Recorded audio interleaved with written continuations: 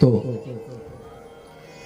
हरिद्वार में उत्तराखंड की सबसे बड़ी गौरक्षाशाला है, जहां पर देशी गायों का ही पालन पोषण हो रहा है।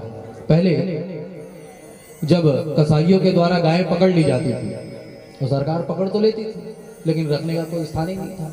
फिर वो गाय कहीं न कहीं से कसाईयों के पास ही चली जाती थी।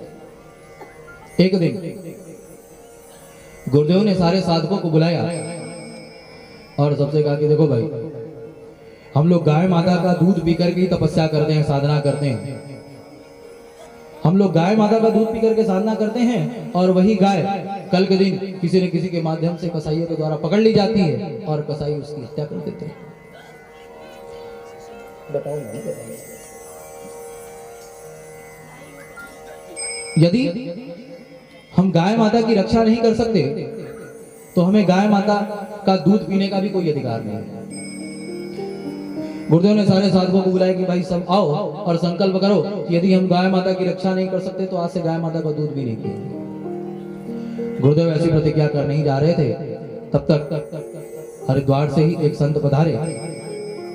उन्होंने हाथ जोड़ करके गुरुदेव से कहा, गुरुदेव आप प्रतिज्ञा न करें, मैं प्रतिज्ञा करता हूं कि मेरे जानने में कोई भी गाय इस उत्तराखंड से कटने के लिए नहीं जा सकती।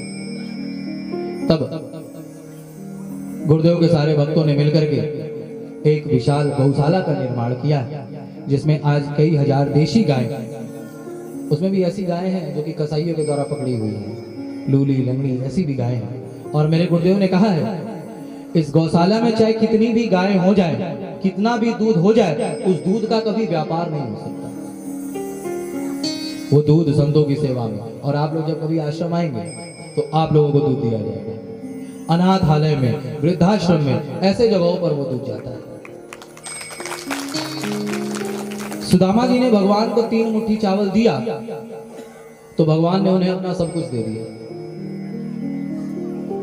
हमें अपनी संपत्ति का 10वां हिस्सा दान करना चाहिए। यदि कोई 100 रुपए कमाता है तो 10 रुपए हर महीने गाय की सेवा में, संतों की सेवा में लगाना चाहिए। स्नान करने से हमारे तन की शुद्धि होती है, ध्यान करने से हमारे मन की शुद्धि होती है और दान करने से हमारे धन की शुद्धि होती है। अतः अपनी संपत्ति का 10वां हिस्सा कम से कम हमें गाय की सेवा में लगाना चाहिए। जो अपनी संपत्ति का 10वां हिस्सा गाय माता की सेवा में लगाता है, मेरे परम पूज्य गुरुदेव की घोषणा है कि उसके घर में कभी गरीबी नहीं आ सकती, उसके घर में कभी कोई अकाल मृत्यु नहीं हो सकती। और मैं हमेशा कथाओं में बताता रहता हूं कि गुरुदेव कोई छोटे मोटे संत नहीं है। कई वर्षों तक इन्होंने इंदौर के जंगल में रहकर के कठोर तपस्या की है। बचपन से ही गुरुदेव अनेक प्रकार के चमत्कारों को करते थे। जो गुरुदेव के पुराने भक्त हैं वो लोग बताते रहते हैं। तो गुरुदेव की ऐसी घोषणा है कि जो अपनी संपत्ति का 10वां हिस्सा गाय माता की सेवा में देता है, उसके घर कभी भी कोई अकाल मृत्यु नहीं हो सकती, उसके घर में गरीबी नहीं आ सकती। याद रखिएगा, गीता में भगवान ने कहा दुख दोषानुदर्शनम।